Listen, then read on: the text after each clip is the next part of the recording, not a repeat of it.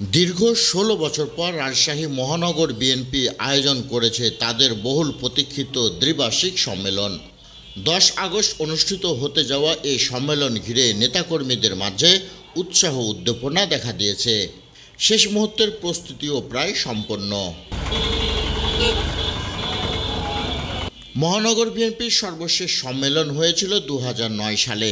২০১৩ সালে প্রস্তুতি নেওয়া হলেও তা আলোর মুখ দেখেনি। এরপর গঠিত কমিটি বিলুপ্ত হয়ে ২০২১ সালে ৩ মাসের জন্য আসে আহ্বায়ক কমিটি। সেই কমিটি এখন ৩ বছর পেরিয়ে গেছে। নতুন নেতৃত্বের প্রত্যাশায় আশাবাদী তৃণমূলের নেতাকর্মীরা। তারা চাচ্ছেন পরিচ্ছন্ন ভাবমূর্তির নেতৃত্ব। প্রবীণ নেতা যদি আপনি কন্টিনিউয়াসলি এটা চাইতেই থাকেন, তাহলে তো জুনিয়রেরা আসতে পারবে না, তাদেরকে স্পেস করে দিতে হবে। আমাদের তারেক জিয়া ভারপ্রাপ্ত চেয়ারম্যান, উনি যাকে দিবে তার পিছনে আমরা রাজনীতি করব, এটা আমাদের প্রত্যাশা। আমরা চাই তরুণ নেতৃত্ব যারা মানুষের কথা বুঝবে, জনগণের কথা বুঝবে, জনগণের উপকার করবে, মানুষের ভোটের অধিকার প্রতিষ্ঠা করবে, দলের নেতাকর্মীকে সব সময় ভালোবাসা দিয়ে তাদের সাথে পাশে থেকে তাদের দুঃখ দুর্দশার কথা বুঝবে, এরকম তৃণমূল পর্যায়ের নেতাকর্মীকে আমরা চাচ্ছি। ৫ তারিখের পরে অনেকজন বিএনপিতে আসলে ঢুকে গেছে, এরকম কেউ নেতৃত্বে আসুক আমরা এরকমটা চাচ্ছি না। যারা শেখ হাসিনা বিরোধী আন্দোলনে রাজপথে সক্রিয় ভূমিকা রেখেছে তারাই আগামী সম্মেলনের মাধ্যমে নেতৃত্ব আসবে, এই আশাবাদ আমরা কাম্য করছি। ৬১ সদস্যের মহানগর আহ্বায়ক কমিটি সহ ৭টি থানা ও ৩৭টি ওয়ার্ড থেকে প্রায় ৭০০ জন কাউন্সিলর সম্মেলনেও অংশ নিচ্ছেন। তারা প্রত্যক্ষ ভোটে নতুন নেতৃত্ব বেছে নেবেন, এমনটাই প্রত্যাশা তৃণমূলের নেতাকর্মীদের। এখন পর্যন্ত সম্মেলনের পরে যে কাউন্সিলের কথা শুনছি আমরা, সে কাউন্সিলে কিন্তু তফসিল ঘোষণা হয়নি। এমনকি যে 7টি থানার কমিটি করেছে তার মধ্যে 2টি থানা বন্ধ রেখেছে, এবং 2টি থানা কেন বন্ধ রেখেছে সেটা এখন পর্যন্ত আমরা জানতে পারিনি। 5টি থানা নিয়ে যে কাউন্সিল সম্পন্ন করবে, সেই 5টি থানার মধ্যে 5টি থানা এখন পর্যন্ত অনুমোদন হয়নি। কাউন্সিলর কারা, ভোট কারা দিবে, কারা ভোটার, এগুলো এখন পর্যন্ত কিন্তু তৈরি হয়নি। পার্টির ভারপ্রাপ্ত চেয়ারম্যান তারেক রহমান তিনি ইতিমধ্যেই গণতন্ত্রকামী মানুষের এবং ভোটার মাধ্যম দিয়ে কাউন্সিল বিভিন্ন জেলায় অনুষ্ঠিত হচ্ছে। এটি একটা মত প্রকাশের সুযোগ যে আমরা যে বিগত দিনে কাজকর্ম করেছি, সেই কাজকর্ম আমাদের ডেলিগেটেড যারা নেতাকর্মীরা আছে তাদের মাধ্যম দিয়ে আসতে পারে, হয়তোবা আমাদের নিজের কাছে সফলতা মনে হবে যে আমরা কিছু কাজ করতে পেরেছি।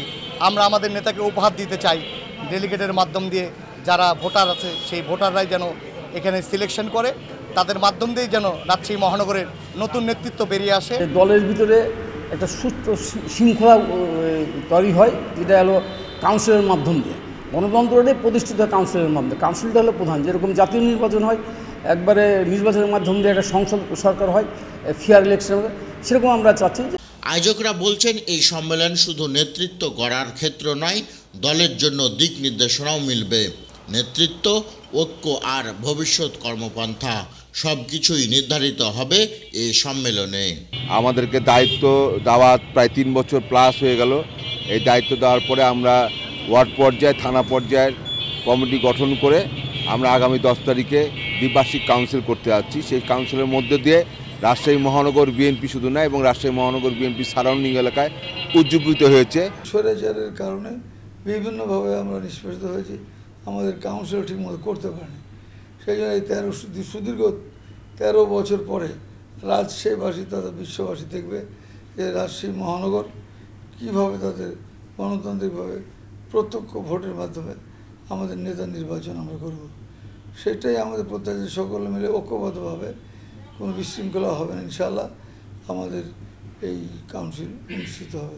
2023 সালে আমাদের নেতা ভারপ্রাপ্ত চেয়ারম্যান মহোদয় তারেক রহমান যে 31 দফার রাষ্ট্র মেরামতের যে কর্মসূচি দিয়েছে, সেই কর্মসূচিকে এগিয়ে নেওয়ার জন্যই আমাদের সমস্ত আয়োজন, কর্মকাণ্ড, এবং এই সম্মেলনের মাধ্যমে এটা অনেকাংশে পূরণ হবে বলে আমরা মনে করি। এই সম্মেলনে ভার্চুয়ালি যুক্ত হয়ে বক্তব্য রাখবেন বিএনপির ভারপ্রাপ্ত চেয়ারম্যান তারেক রহমান। এক সময় বিএনপির ঘাঁটি ছিল রাজশাহী মহানগর, তবে নেতৃত্বের দ্বন্দ্বে দলটি দুর্বল হয়ে পড়ে। এবারের সম্মেলন ঘিরে নেতাকর্মীরা আশাবাদী ফিরবে সেই পুরনো শক্তি ও ঐক্য।